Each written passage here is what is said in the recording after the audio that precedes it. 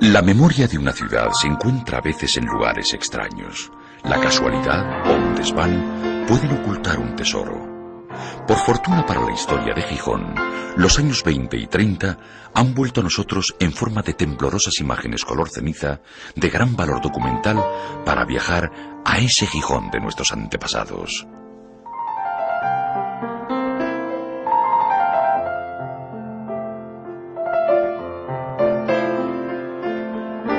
Los años 20 y los primeros 30 se encontraron con una ciudad que, años atrás, había prosperado mucho en poco tiempo.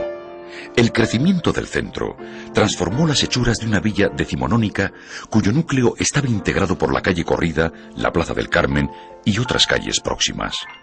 La zona urbanizada desbordaba ya, por aquella época, los confines de la carretera de la costa.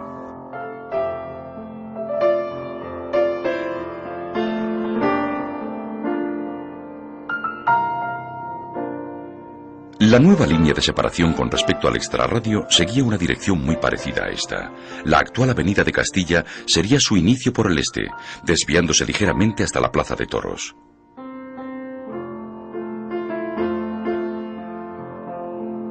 Tras recorrer la calle Francisco de Paula, continuaba por la de Cifuentes, actual Manuel Llaneza, para tomar a continuación la calle Prendes Pando hasta la de Santa Inés. Cruzaba después el Prado Redondo por la calle de Candás. Traspasado el paso a nivel, llegaba a los aledaños de la Estación del Norte y al fin a la calle de Mariano Pola.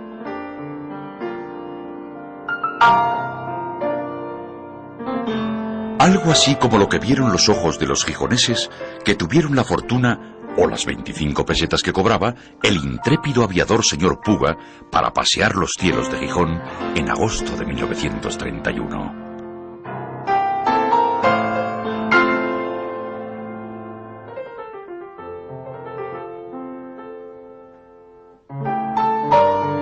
En medio de un ambiente festivo, Las Mestas se convirtió en un improvisado aeropuerto donde un hervidero de gente contemplaba de cerca el revolucionario invento.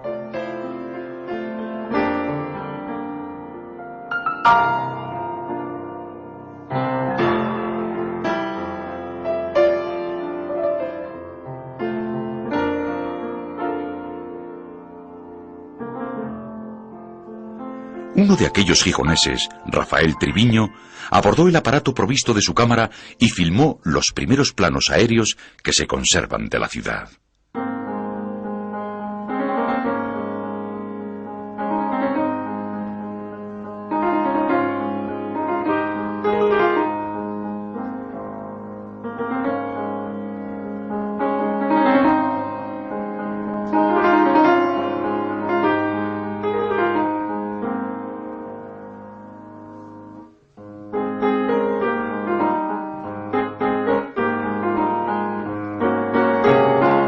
El crecimiento de la población no encontró a Gijón preparada.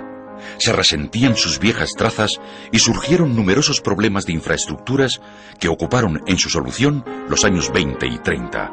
Es el caso, por ejemplo, del suministro de agua potable, el encauzamiento del río Piles o la desecación de la zona pantanosa en torno al actual parque de Isabel la Católica. La necesidad de dotar de servicios a la población justificó la construcción de edificios que hoy dan personalidad a la ciudad. El Instituto de Puericultura, conocido como Gota de Leche, y ya en la posguerra, el Hogar Maternal. Por idénticas preocupaciones, se construía en 1930, en la zona antaño ocupada por el mercado de San Lorenzo, una nueva pescadería municipal.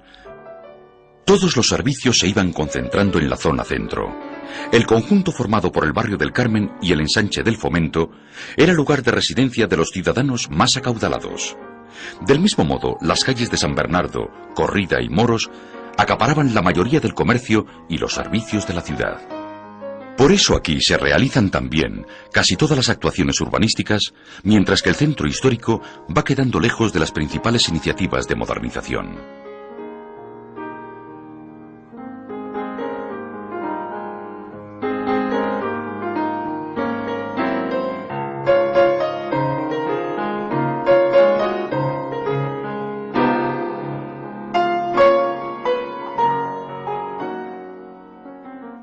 Muchos gijoneses habitaban todavía un tipo muy peculiar de vivienda obrera, la ciudadela.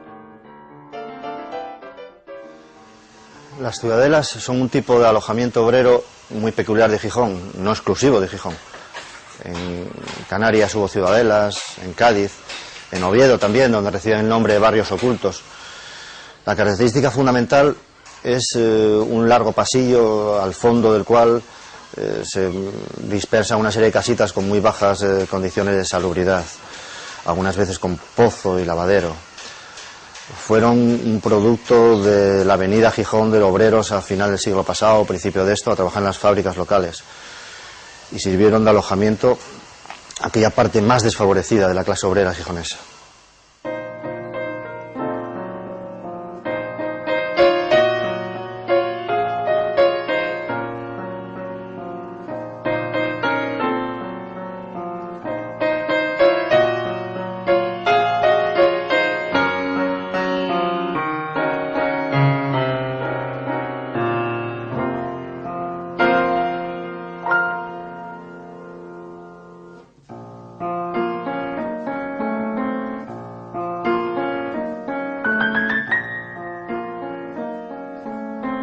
La década de los 20 fue, en toda España, de cierta prosperidad dentro de los parámetros de la dictadura de Primo de Rivera. La supremacía industrial gijonesa se mantenía dentro de Asturias. Por entonces, nuestra ciudad intentaba consolidar su esplendor fabril y comercial con el inicio de la Feria de Muestras, cuya primera edición abría sus puertas en el Paseo de Begoña en el verano de 1924. La actividad portuaria se concentraba ya en el Musel, mientras el viejo puerto, ahora prácticamente en el centro de la ciudad, seguía acogiendo buques de pequeño cabotaje y era base de la flota pesquera.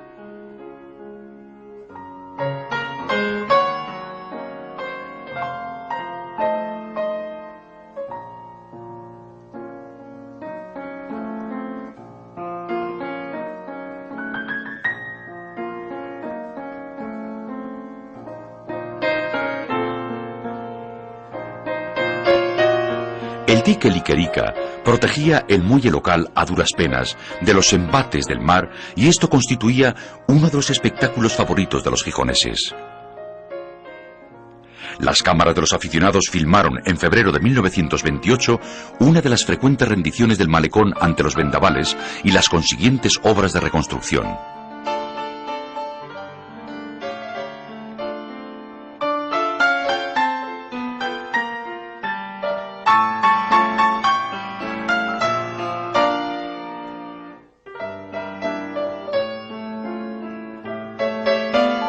El régimen de Primo de Rivera se mostró eficaz en la gestión de las obras públicas. Fue así como el Musel, entre otros puertos importantes del litoral asturiano, recibió destacadas inversiones. El progreso de los embarques de carbón fue evidente. Los muelles del Musel llegaron a embarcar 2 millones de toneladas anuales antes de 1930, año en que la época de bonanza comenzó a remitir.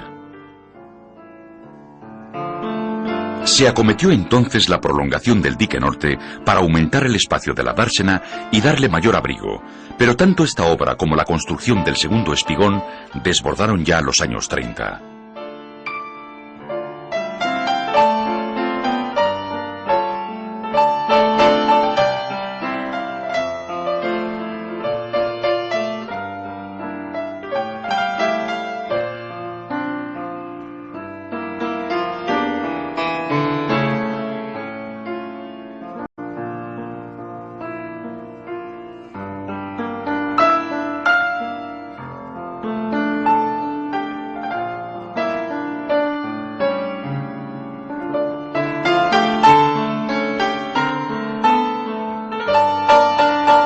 La importancia del Musel quedaba patente también en destacados actos sociales, como el abanderamiento del acorazado Príncipe Alfonso en 1928. La visita a Gijón de buques de la flota española constituyó todo un acontecimiento.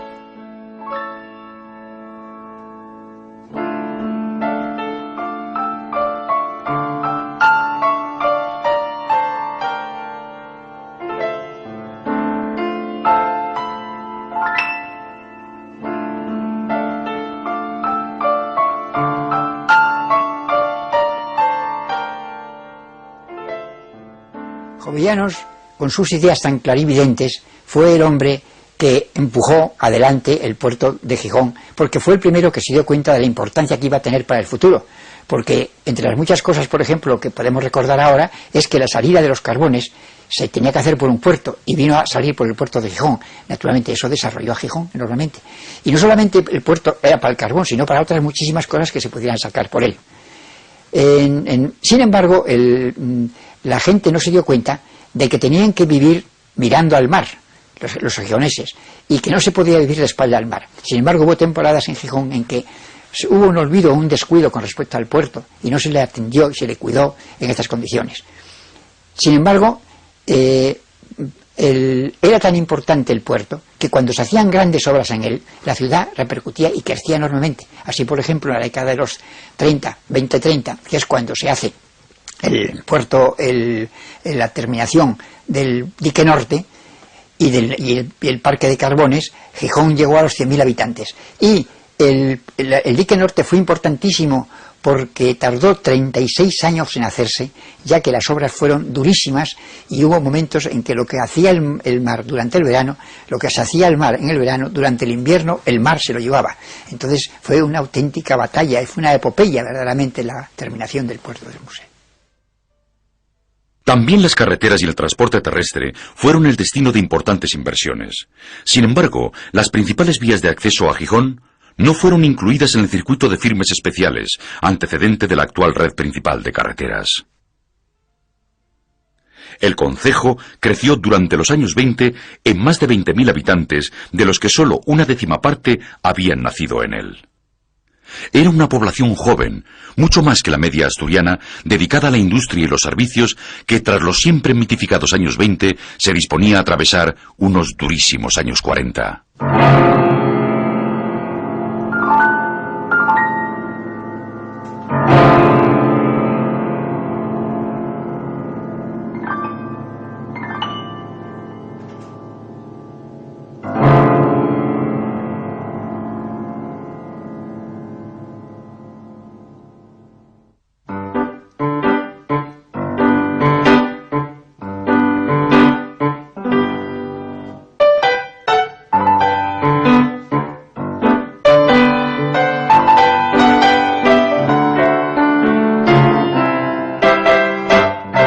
A Gijón en 1884.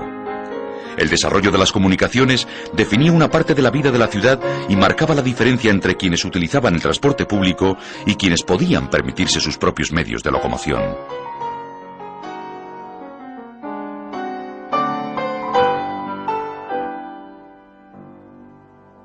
El tranvía fue imprescindible hasta la Guerra Civil.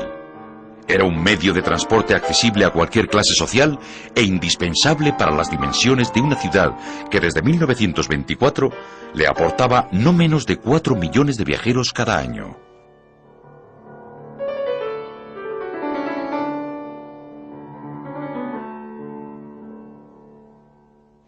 Viajar en un tranvía eléctrico en la década de 1920 era disfrutar del medio de transporte intraurbano más moderno y revolucionario de la época.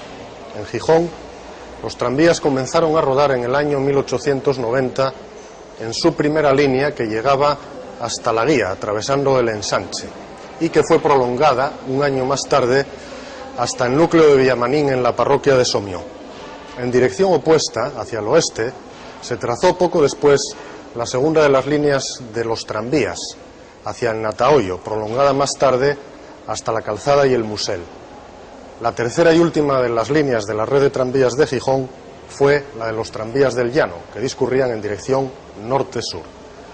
Hasta 1909 los tranvías de Gijón fueron tranvías de sangre, es decir, de tracción animal. Y esta circunstancia explica la escasa flexibilidad y capacidad de transporte que hasta esas fechas tuvo la red de los tranvías.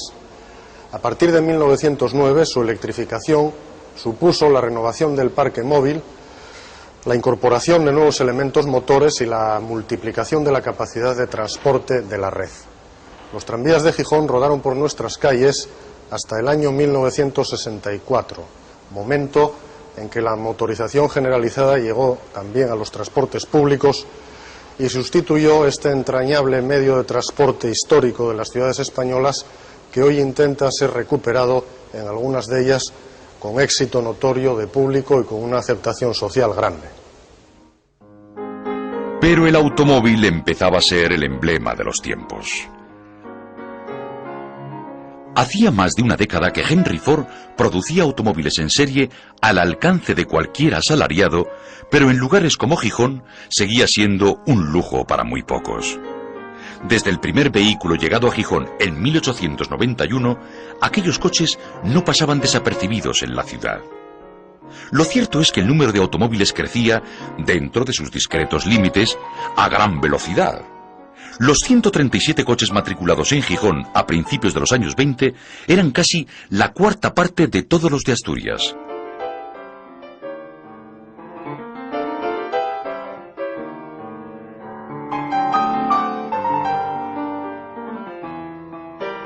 Creció también el kilometraje y se reparó la red de carreteras seriamente dañada por la densificación del tráfico durante los años de la Primera Guerra Mundial. El automóvil pasó a ser un elemento insustituible del paisaje y de la economía asturiana y el parque creció espectacularmente.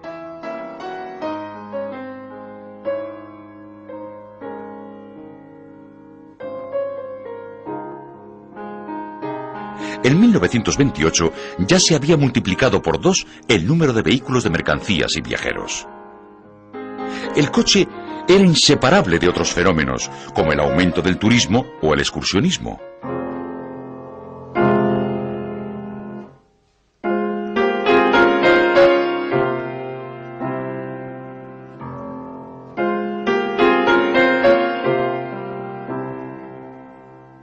Las tortuadas carreteras asturianas acortaban las distancias para los acomodados automovilistas, aunque quienes se atrevían a cruzar pajares sufrían toda una aventura, especialmente en época invernal.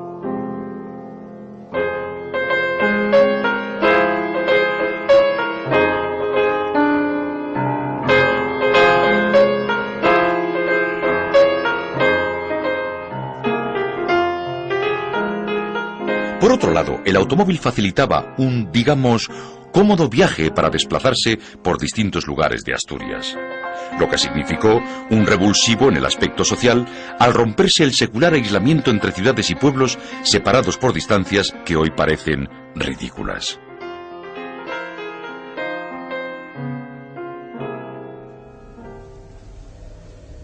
Después de los coches de caballos, vinieron el automóvil que a todos nos entusiasmaba.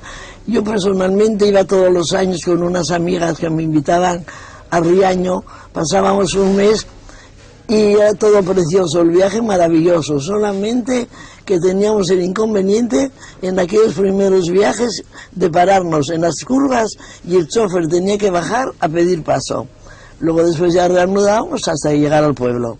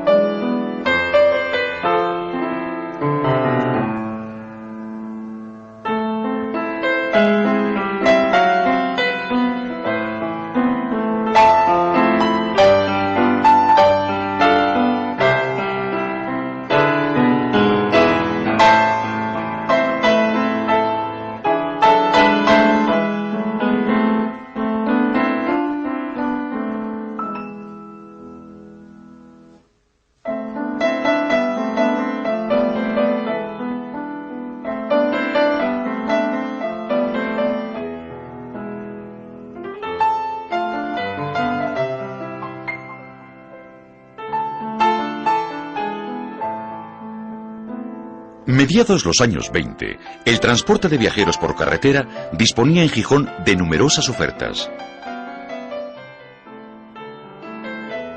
Más de 2 decenas de empresas ofrecían alquiler de autos cerrados y abiertos y algunos, como Manuel Fernández, el Carbonero, ómnibus para excursiones. Los automóviles de punto cubrían carreras urbanas a 3 pesetas y el doble si el desplazamiento era al Molinón o más lejos.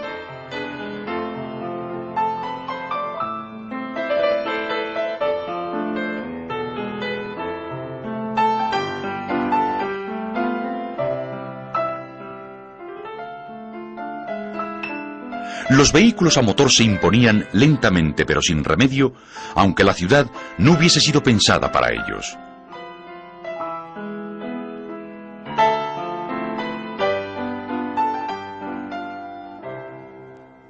Ni la mayoría de las calles, salvo las más céntricas, ni en las carreteras había pavimento, lo que originaba enormes barrizales en época de lluvias o cegadoras nubes de polvo con tiempo seco. Al llegar los años 30, los camiones suponían ya una seria competencia para el tranvía, en especial en el traslado de mercancía y trabajadores a El Musel.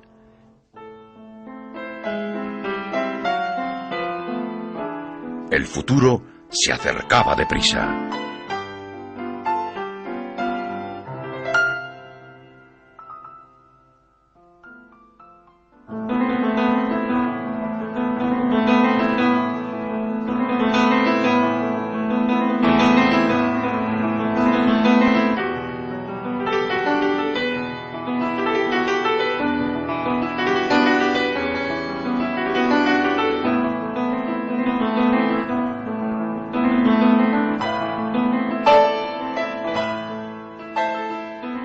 Ir a la plaza de toros o al campo de fútbol en estos años supone mucho más que caminar un trecho.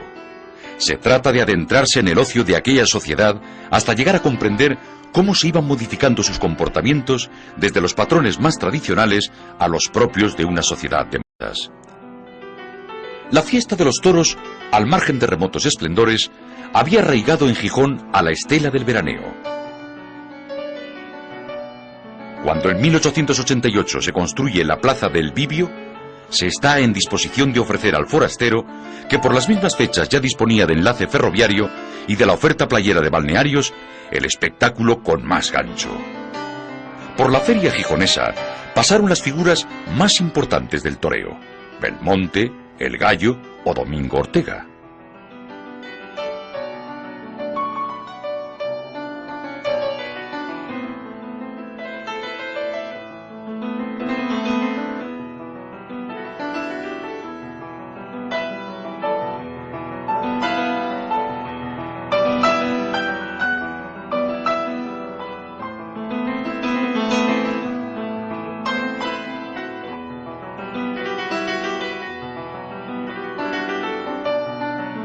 De esta manera, y pese a los ataques de sectores diversos, la fiesta, confinada en las ferias de agosto, lograba sobrevivir como espectáculo veraniego de relumbrón, no exento de acontecimientos notables como la gran corrida goyesca, que abrió la feria de 1929.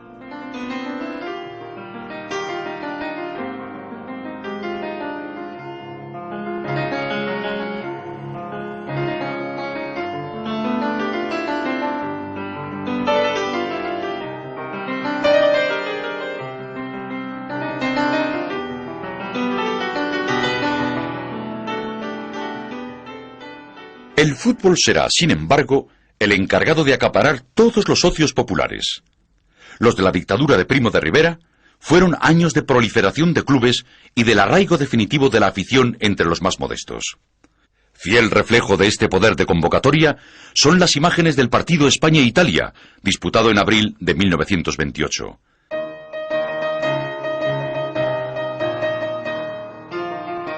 El Molinón se amplió con una nueva tribuna, construida en tan solo 28 días, junto a la que se habilitó, además, un aparcamiento.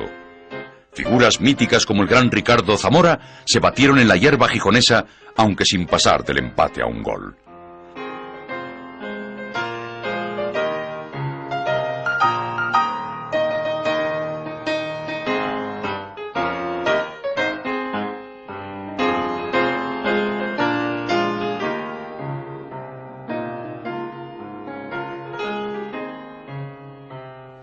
La manera que tenía la juventud en aquel tiempo, yo entonces lo era bastante distinta a la que tiene actualmente la juventud.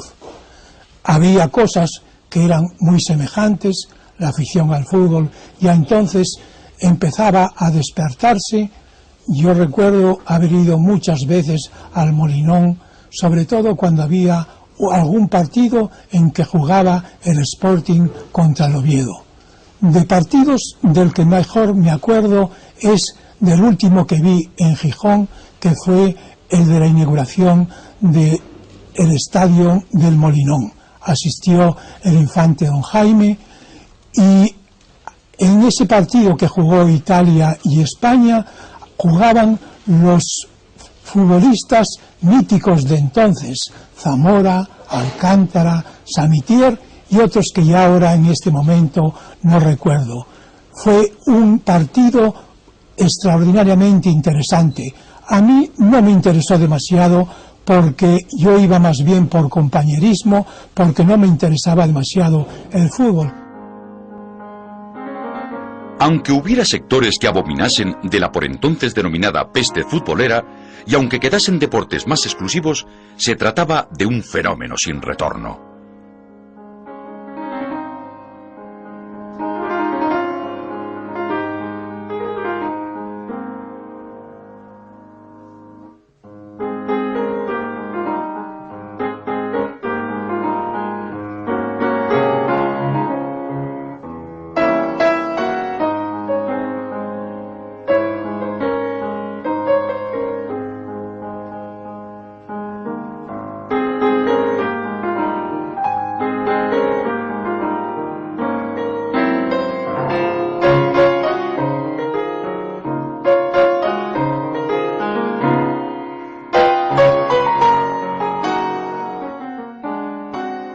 El cine era ya un viejo conocido, programado en todo tipo de salas de espectáculos.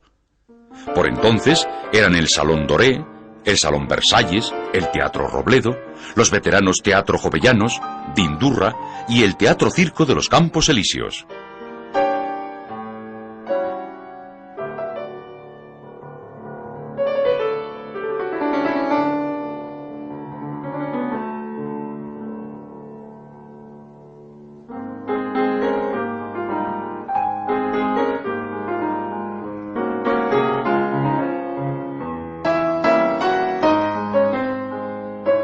También la prensa era distinta.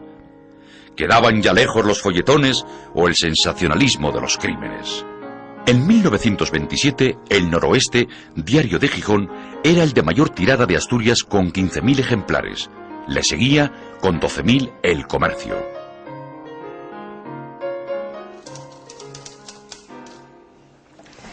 La existencia de 3 periódicos en la ciudad da una clara idea de la pujanza económica y social de la misma, pero sobre todo de la cultura y el afán de conocimiento de los gijoneses.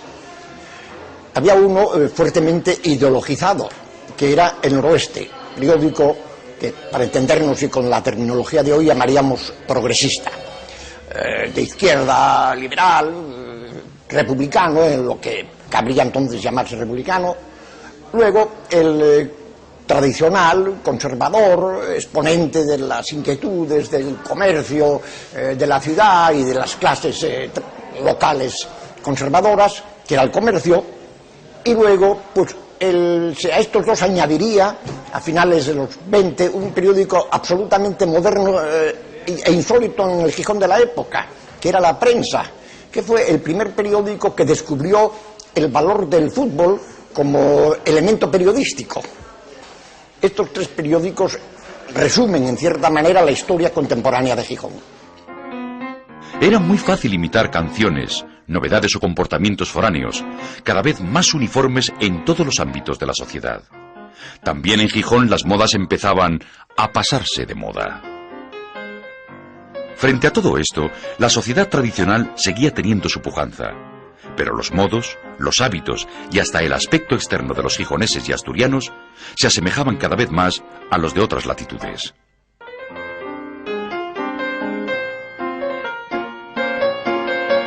Sin embargo, se mantenían vigentes muchos elementos autóctonos, como el baile tradicional, la gaita y, sobre todo, la cultura de la sidra.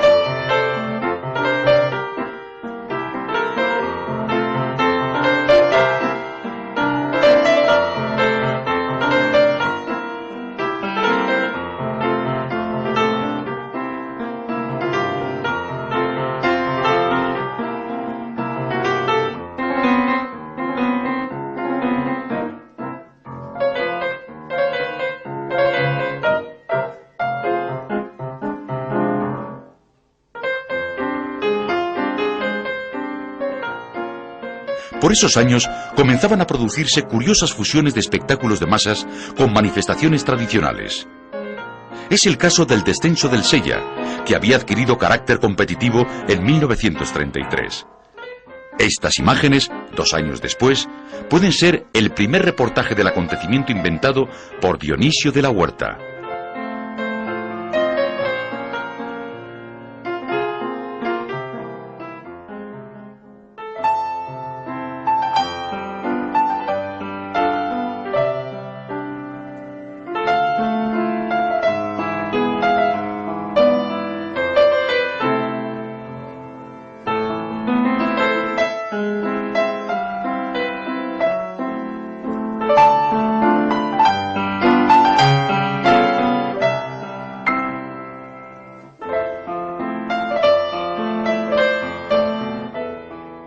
En todas las épocas, las imágenes han retratado a los protagonistas de cualquier sociedad y en este caso no sería difícil encontrar algunos de los personajes de aquel Gijón ahora tan lejano. Carolina del Castillo, pintora. Eladio Verde, autor teatral. Francisco Ortega, médico y compositor musical. Enrique Álvarez de Sala, arquitecto del Ayuntamiento de Gijón. Juan del Castillo, farmacéutico, ingeniero y profesor. Alfredo García Adeflor, escritor y director del diario El Comercio. José Luis Álvarez Sala, general de aviación y médico. La vida transcurría sin complicaciones entre los paseos por Begoña o Corrida.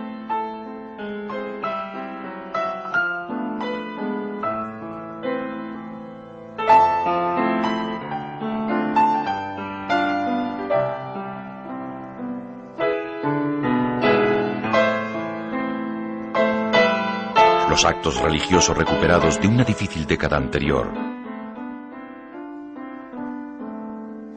Las escuelas o los establecimientos de siempre.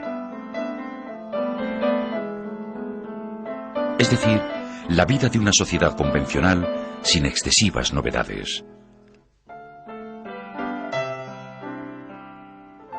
No hay tiempo ni imágenes para contar los densos acontecimientos posteriores, pero en pocos sitios como en Gijón se demostró que los años 30 eran un polvorín que llegó a estallar en 2 ocasiones, en octubre de 1934 y ya sin retorno en la Guerra Civil de 1936. La caída de Gijón es, a la vez, el epitafio y el resumen de lo que el resto de las imágenes no nos han legado. Otra vez en octubre, en este caso en 1937, Gijón es tomado por las brigadas navarras. La dureza de estas imágenes, pero también la propaganda que destila una locución hecha en la Italia de Mussolini, nos permiten imaginar con facilidad los días anteriores y los años posteriores a ese en el que la guerra civil concluyó en Gijón. En los últimos kilómetros de las carreteras hacia Gijón, las columnas nacionales de carros armados destruyen la débil resistencia que escaseos núcleos rojos aún ofrecía en las carreteras del litoral y en dirección de Infiesto al avance de los soldados del general Franco, ignorando la rendición comunicada a las tropas nacionales por la ciudad cuya defensa les había sido encomendada. Mientras tanto, en Gijón, el drama se acercaba a su fin entre el siniestro resplandor de los incendios mandado prender por los cabecillas rojos que huían. Los grandes depósitos de gasolina del puerto, ahora pasto de las llamas, cubren con nubes acres y densas la ciudad mártir, donde las hordas rojas se dan por última vez al saqueo y donde la población, animada por el acercarse de los libertadores, reacciona valientemente. Después de la trágica noche, en el amanecer lluvioso del 21 de octubre, Gijón parecía completamente abandonada y en un estado de lastimosa ruina.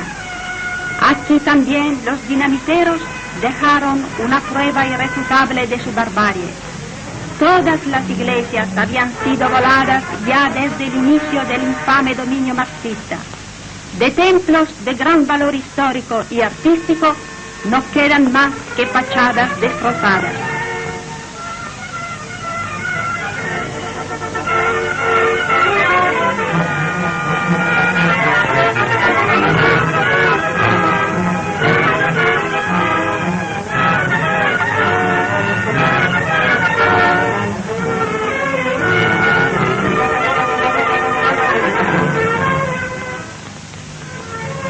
Los principales hoteles de la ciudad habían sido ocupados por diferentes confederaciones y sindicatos que habían transformado lujiosas habitaciones en establos inmundos.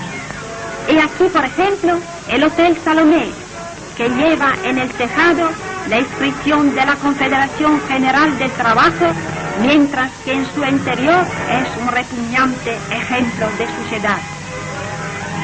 El puerto, abandonado completamente con montones de carbón sin vigilantes, estaba inmovilizado desde ya hace tiempo, porque todos los descargadores y hasta los niños de 12 a 15 años estaban empleados en la construcción de defensas.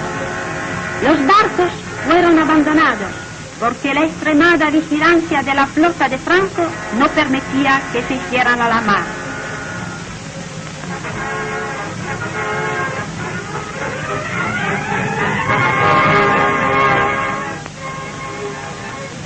Por la tarde del mismo día, a las 16:30, las avanzadillas del coronel Sella entraban en Gijón, seguidas por otros destacamentos, llevando en su cabecera la gloriosa bandera de la vieja España que vuelve triunfalmente a la ciudad liberada.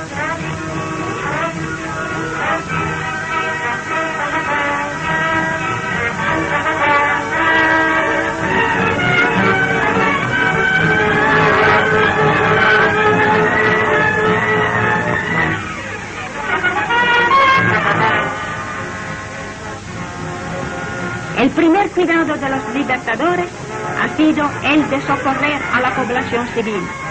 No habían víveres en Gijón. Para dar de comer a la tropa, los cabecillas rojos dejaron que la población civil quedara hambrienta.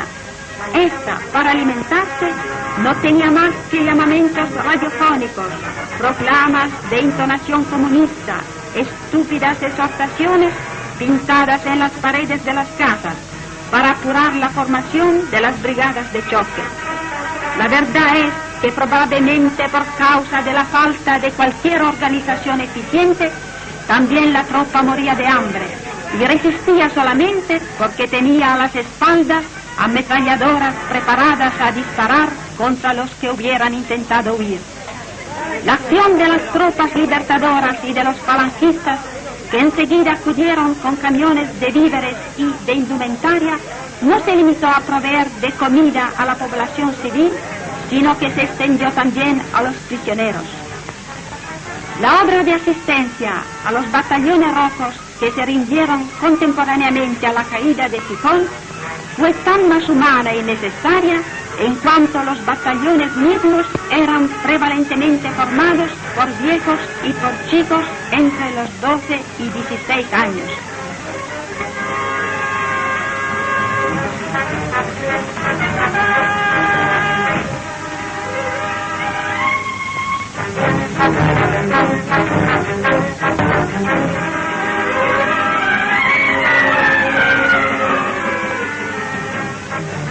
Y el domingo 24 de octubre, al mediodía, una enorme muchedumbre asistió con ejemplar y conmovedora devoción a la primera misa al campo, celebrada después de 15 meses de prohibición de cualquier servicio religioso en la plaza del ayuntamiento, para dar las gracias al Todopoderoso por la victoria que devuelve Gijón a España y a la civilización.